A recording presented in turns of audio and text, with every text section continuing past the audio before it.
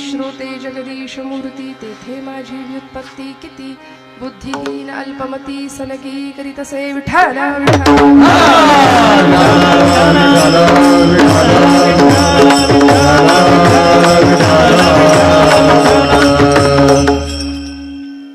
परमेश्वर स्वरूप उपस्थित सर्व श्रोतृवृंदांच्या हृदयस्थ परमात्म्याला अत्यंत श्रद्धापूर्वक भावानी वंदन करते, नतमस्तक होते, प्रत्येकाच्या विषयी सद्भाव व्यक्त करते आणि माझ्या परम भाग्याने हा सुख सोहळा मला पाहता येतोय यासाठी भगवंतांचे दत्तगुरूंचे मनोमन आभार मानते।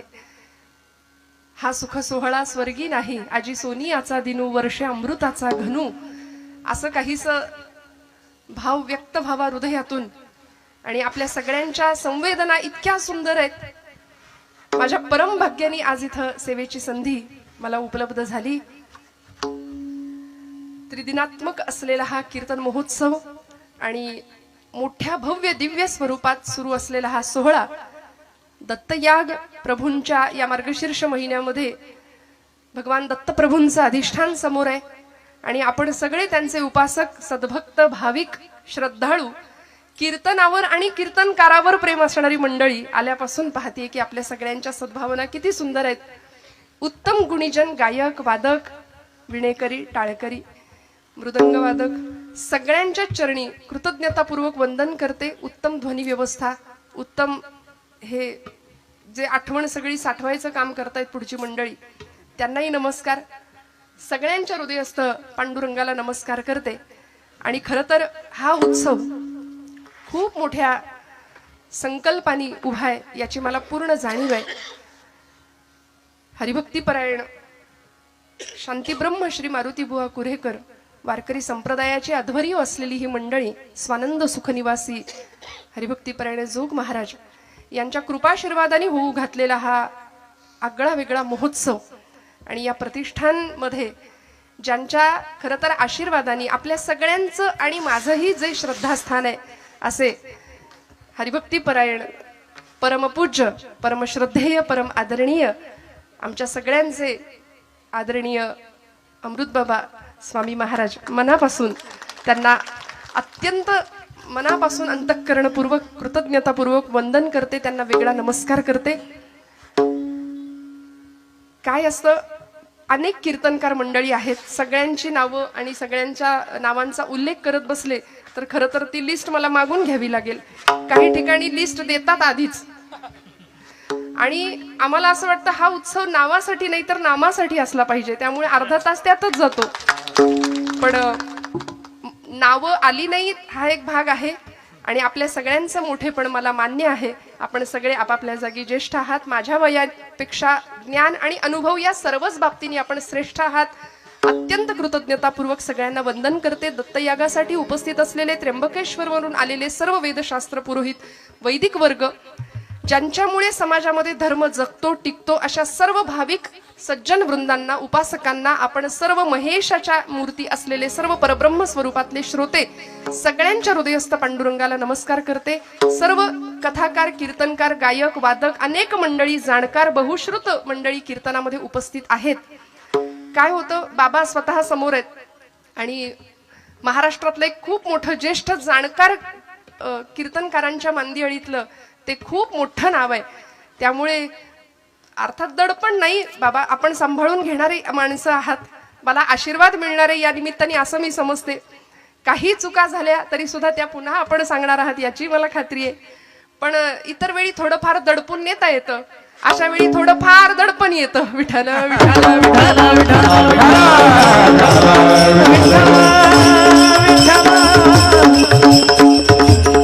पण आपण सगळे सुज्ञ आहात, मला सांभाळून घ्याल अशी खात्री बाळगते। इथे कीर्तनकार मंडळी उपस्थित असतील त्यांच्यापैकी फक्त हरिभक्तीपरायण श्रावण महाराजांना मी ओळखते, मग तेही युट्यूबच्या माध्यमातूनच, त्यामुळे त्यांनाही वेगळा नमस्कार करते। आपण सर्व अधिकारी श्रोतृवृंदांच्या चरणी विनम्र प्रणिपात करून सगळ्यांना एक विनंती करते की आजची कीर्तन सेवा मी एकट्याने नाही तर आपण सगळ्यांनी मिळून दत्तप्रभू महाराजांच्या चरणी समर्पित करायची। हा खेळ नव्हे एकल्याचा, मी कीर्तन केलं हा असा अहंकार कदाचित मला होऊ शकतो। आम्ही कीर्तन वाजवलं बरं का. म्हणजे मी तुम्हाला नाही म्हणत, आम्ही कीर्तन गायलं आणि याही पुढे सांगते आम्ही कीर्तन ऐकलं. आज आम्ही कीर्तनाला गेलो, हे आपल्या हातात नाही हो. डोंगरे शास्त्रीजी म्हणायचे, कथा के लिए जाने की हमारी औकात क्या है. पहिल्याच दिवशी हा शब्द असायचा त्यांचा. कथा के लिए जाने की हमारी औकात क्या है, कथा के लिए तो वो जाते हैं जिनको बाके बिहारी बुलाते हैं. तिकडून बोलावणं यावं लागतं म्हणून आपली पावलं इथे वळतात. त्यामुळे इथे तूची श्रोता वक्ता ज्ञानासी अंजन सर्व होणे जाणे तुझी हाती. सगळं काही करता करविता भगवान परमात्मा पांडुरंग आहे, आपापलं उपास्य दैवत आहे, दत्तप्रभू आहेत. त्यामुळे या न्यायाने आपण सगळ्यांनी मिळून आजची कीर्तन सेवा प्रभूंच्या चरणावर समर्पित करायची. विठ्ठल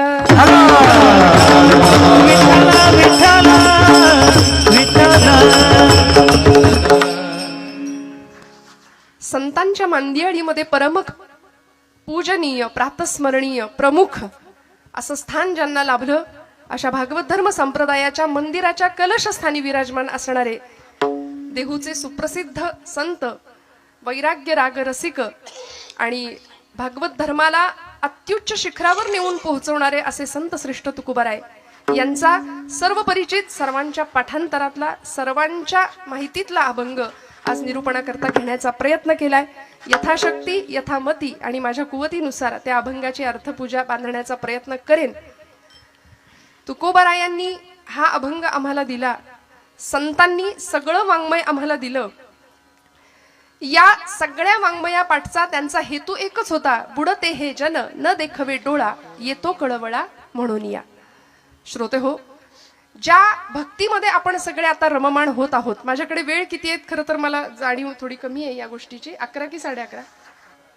11:30 ना? नक्की ना? विठ्ठल विठ्ठल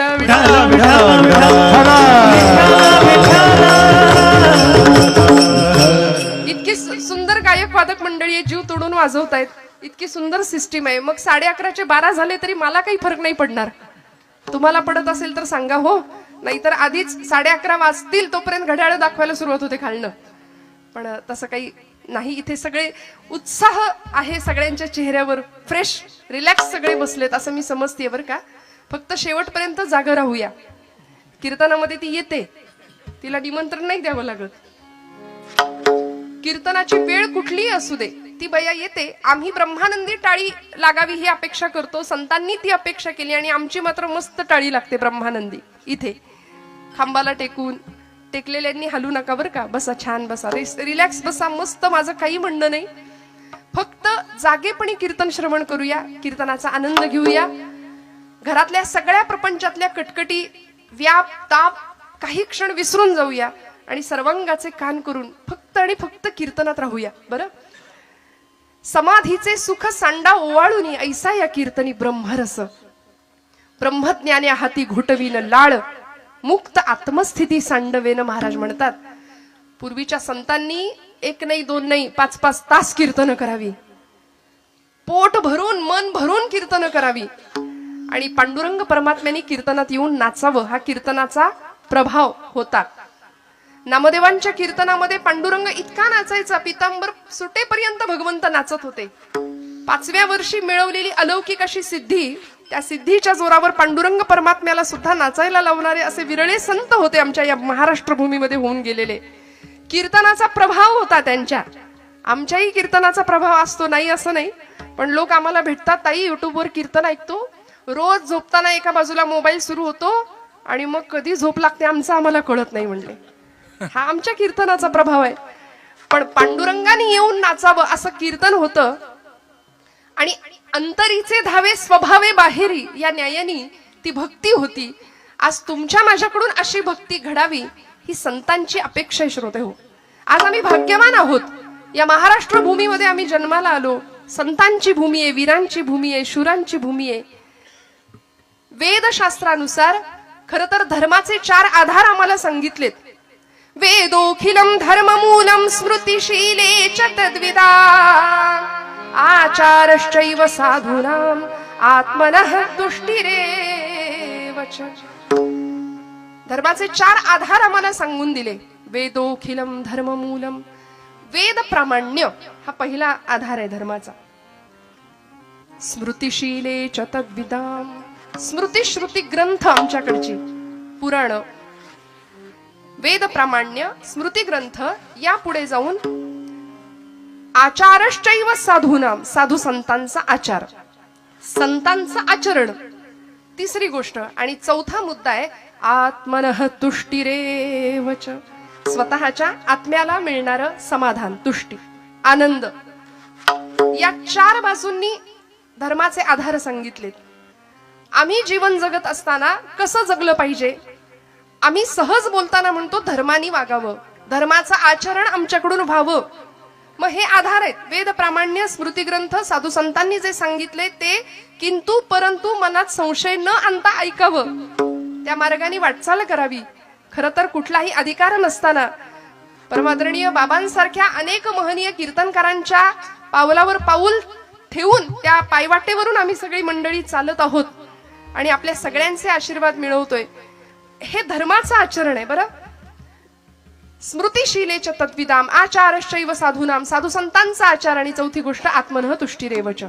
शेवटी सगळं कशासाठी आहे मला सांगा. आपण जागे आहात ना सगळे महिला वर्ग.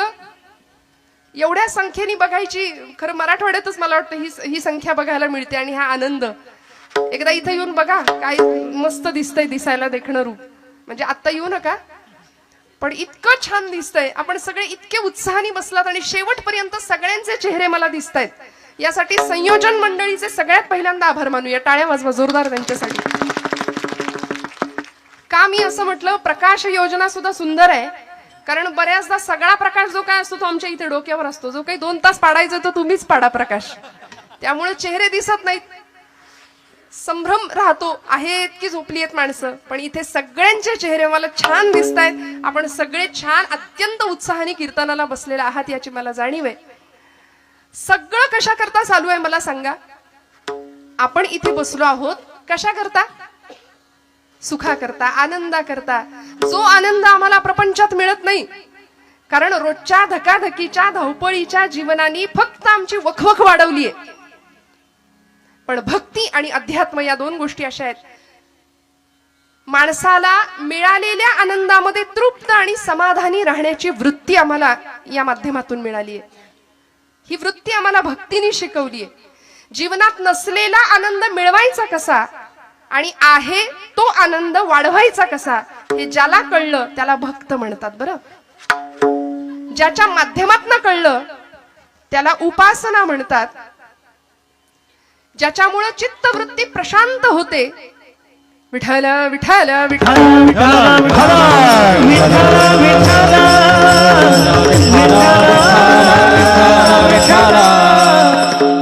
ज्या ज्या ठिकाणी मन जाय माझे, ज्या ज्या ठिकाणी मन जाय माझे, ज्या ज्या ठिकाणी मन जाय माझे, ज्या ज्या ठिकाणी मन जाय माझे, तिथे तुझे सद्गुरु पाय,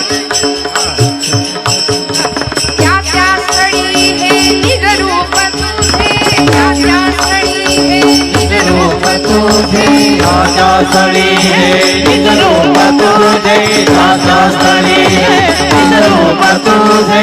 मी ठेवितो मस्तक त्या ठिकाणी, मी ठेवितो मस्तक त्या ठिकाणी, ठिकाणी ठेवितो मस्तक या ठिकाणी, तेथे तुझे सद्गुरु पायलो, तेथे तुझे सद्गुरु पायलो, तेथे तुझे सद्गुरु पायलो, तेथे तुझे सद्गुरु पायलो. कीर्तनामध्ये सुद्धा वक्त्यांनी सुद्धा मन कुठे जात नाही ना याचं भान सांभाळावं लागतं. म्हणून ज्या ज्या ठिकाणी मन जाय माझे, त्या त्या ठिकाणी निज रूप तुझे. ज्याच्यामुळं अंतर्वृत्ती बहरून येते, चित्तवृत्ती प्रशांत होते, दुसऱ्याच्या हृदयातलं दुःख जाणण्याची संवेदनशीलता प्रतीत होते, त्याला म्हणायचं अध्यात्म. लोकांना वाटतं अध्यात्म म्हणजे खूप काहीतरी मोठं, म्हणून आपण हसलो तर आध्यात्मिक ठरणार नाही की काय, म्हणून माणसं अशा असतात, गप्प हसायला तयार नाहीत, बोलायला तयार नाहीत. अजिबात इकडे तिकडे बघायचं नाही, आपलं आपण. असं नाहीये. संतांनी जगाचा तो भार आपुल्या शिरावर ऐसे थोडे तर वाटो द्या हो, असं अध्यात्म आम्हाला शिकवलंय. ज्ञानदेवांनी अवघा संसार सुखाचा करीन ही प्रतिज्ञा घेतली. अतींद्रिय परी भोगवीन इंद्रिया करवी अशी क्रांतिकारक प्रतिज्ञा करणारे ज्ञानोबाराय संत मंदिळीत परमपूजनीय प्रातस्मरणीय विश्ववंद्य विश्व माऊली पदाला विराजमान होतात. का हो? कारण आईचं हृदय, आईच्या तळमळीनं आम्हाला हे सगळं ज्ञान अत्यंत सोपं आणि सहज साध्या भाषेमध्ये शिकवलंय. स्वतः अवघड उपासना केली आणि आम्हाला मात्र सोपं दिलंय. माऊलींची उपासना आपण जाणता श्रोते हो. समाधी तत्वाचा स्पर्श, भू जल तेज समीर आणि ख ही पंचमहाभूत आहेत. त्यापैकी भूतत्वाचा आश्रय घेतला, समाधी अवस्थेला प्राप्त झाली ज्ञानोबाराय. स्वतः अवघड उपासना केली आणि आम्हाला सोपं साधन दिलं. हरिमुखे म्हणा, हरिमुखे म्हणा, पुण्याची गणना कोड करी. बस म्हणले हरी, एवढं क्वालिफिकेशन पुरेसं आहे भगवंताच्या जवळ जायला, परमेश्वराची कृपा प्राप्त करून घ्यायला. पण आम्हाला तेही काहीतरी अवघड वाटतं, त्याच्यासाठी आमच्याकडे अजिबात वेळ नसतो. अहो, कीर्तनाला यायचं म्हटलं तरी बघू जमलं तर, मूड आला तर उठलेलं बसवत नाही, बसलेलं उठवत नाही, अशी अवस्था होते की नाही. त्यामुळे इथे जीवनाचं सर्वांगीण कल्याण अध्यात्माच्या माध्यमातून होणार आहे ही ज्यांना खात्री आहे ती मंडळी इथे येत आहेत. आमच्या जीवनाचं सर्वतोपरी कल्याण करण्याचं हे साधन आहे आम्हाला जे संतांनी दिलंय. मी म्हटलं सगळी आमची भूक आहे ती फक्त सुखासाठी आहे, आनंदासाठी आहे. आणि हा आनंद, हे सुख चिरंतन शाश्वत कसं प्राप्त होईल, स्वतःचा शोध कसा लागेल. आज आम्हाला प्रश्न पडतो, हु आय एम, मी कोण आहे, what is the mission of my life. माझ्या जन्माला येण्याचं ध्येय काय आहे, मी का जन्माला आलोय, निमित्त कारण काय, उपादान कारण काय, कोहम कथमिदम जातम को वै करतास्य विद्यते उपादानम किमस्तिह विचार सोयमिदृशः. आचार्य म्हणाले मी कोण आहे, मी कुठून आलो, मला कुठं जायचंय, हे प्रश्न पडले पाहिजेत. वास्तविक आपल्याला पडत नाहीत. आला आला प्राणी जन्मासी आला, पंत साहित्यामध्ये वामन पंडितांचं एक सुंदर काव्य आहे. झाला झाला झाला वाढला थोर झाला, केला केला व्यापही सर्व केला, आणि गेला गेला बापुडा व्यर्थ गेला. पहिला पै गाठी मारून सगळा पैसा सेव्हिंगला गेला, काहींनी स्वीज मध्ये नेऊन ठेवला. उष्ट्या हातानं जुनी म्हण आहे, कावळा सुद्धा कधी हकलला नाही. का नाही ना, हा फक्त स्वतःच्या देहाचे चोचले, फक्त स्वतःच्या प्रपंचाचा विचार, मी माझं एवढंच. अहंता आणि ममता फार त्रासदायक असते बरं, ममता सुद्धा. म्हणजे विठाल विठाल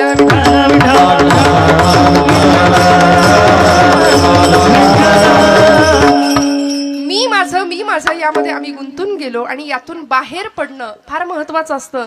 हे ज्या संतांना कळालं ते संत विश्वाचे मायबाप ठरले, कारण आम्हाला त्यांनी उत्तम दिशा दिग्दर्शन केलं. आणि खऱ्या अर्थी ज्यांच्या चरणावर जाऊन जीवनाचं सर्वतोपरी कल्याण करावं असे एकमेव जर कुणी असतील तर ते संत आहेत. म्हणून तुकोबाराय आजच्या अभंगाच्या प्रथम चरणात आम्हाला सांगतात, संताचे पायी हा माझा विश्वास, संताची पायी हा माझा विश्वास, संताचे पायी हा माझा विश्वास, संताचे पायी हा माझा विश्वास, संताची पायी हा माझा विश्वास, संताची पायी हा माझा विश्वास, संताची पायी हा माझा विश्वास, संताची पायी हा माझा विश्वास.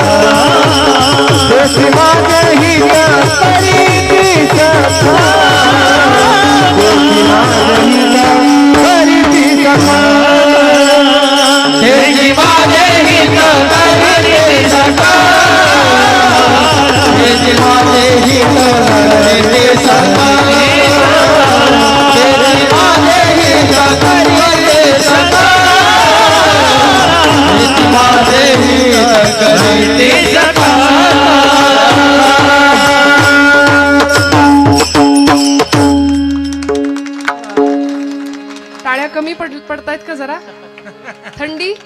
थंडीमुळे का मागे? हे एका दिवसात शक्य होत नाही हो. निर्जीव चांबड्यातनं आवाज काढायचा, तुमच्या माझ्या हृदयाला हिलावून टाकायचं, गळ्यातून स्वरब्रह्माची उपासना करायची, नादब्रह्माची. आणि कीर्तनामध्ये तेव्हाच रंगदेवता येते. स्वरब्रह्म, नादब्रह्म आणि शब्दब्रह्म एकत्र येतं, तेव्हा साक्षात परब्रह्म साकार होतं. त्यामुळे छान कौतुक मनातून यावं, आतून यावं. असं म्हणतात दाद मागून मिळते ती दाद नव्हे, दाद आपोआप यावी लागते. खोकला यावा तशी दाद येते आपोआप. उत्साहाने टाळ्या वाजल्या पाहिजेत. छान जिथं कौतुक करावं असं वाटतंय तिथं मोकळ्या मनाने कौतुक करावं बरं का, हातचं राखून अजिबात नाही. संतांची पायी हा माझा विश्वास, सर्व भावे दास झालो त्यांचा. महाराजांना विचारलं, महाराज आजच्या कलियुगामध्ये विश्वास ठेवावा, समर्पण भावानी ज्याला शरण जावं असं कोण आहे? महाराज ठामपणे उत्तर देतात, माझा विश्वास संतांवर आहे. इंग्रजीमध्ये ट्रस्ट आणि बिलीव असे दोन शब्द आहेत. बघायला गेलं तर वेगळ्या दोन अर्थ आहेत. भगवंतावर आम्ही, संतांवरती आम्ही ट्रस्ट या अर्थाने विश्वास ठेवायचा आहे बरं का, नुसता तेवढ्या पुरता नाही. मी दृष्टांत देत असते बऱ्याचदा. डोंबऱ्याचा खेळ आपण सगळ्यांनी पाहिलाय. आता नाही दिसत, सोडून द्या. आता सांता दिसेल पटकन 25 डिसेंबरला, आहे की नाही? म्हणजे मला कधी कधी खरंच इतकं वाईट वाटतं की आपण किती दुसऱ्यांचं उच्चिष्ट खातो. हे फारच बरं झालं बोललेलं. खरकट खातो म्हटलं की अजून जास्त पटेल. किती पाश्चिमात्यांचं अंधानुकरण करतो आम्ही. वासुदेव आम्हाला आठवत नाही, गोंधळी आम्हाला आठवत नाही, कोल्हाटी आम्हाला आठवत नाही. आजच्या नवीन पिढीने वासुदेव बघायचा तो फक्त फॅन्सी ड्रेस कॉम्पिटिशन मध्ये. ते खरे आमचे संत आहेत बरं, सांता फिंता काही नाही आपलं. बरं, मुलं लाल टोप्या घालतात इथपर्यंत ठीक आहे, आई वडील सुद्धा लाल टोप्या घालून फिरायला लागले तर मोहऱ्यांनी दृष्ट काढावी त्यांच्या बुद्धिमत्तेची सगळ्यांचीच. मला क्षमा करा, आपल्या हृदयाला लागेल असं बोलायचा हेतू नाहीये, पण थोडंसं आपण जागं होण्याची फार गरज आहे. की ज्या संतांनी देहाचं रान केलं, तळमळ इतकी तळमळ बुडते हे जन न देखवे डोळा. घटिका गेली पळे गेली तास वाजे झणाना, आयुष्याचा नाश होतो रामकार्य म्हणाना. म्हणून समाज स्वास्थ्याचं संजीवन कुठं मिळतंय का म्हणून अंतर्बाह्य करचळणारे हे संत घरदार सोडून द्यावं, रानावनात फिरावं. वास्तविक तुकोबराय सुद्धा म्हणतात, आम्ही इथले नाही, आम्ही वैकुंठवासी आलो ह्याची कारणासी. बोल रे रोसी साच भावे वर्ताया. आम्ही वैकुंठवासी आलो ह्याची कारणासी. बोलिले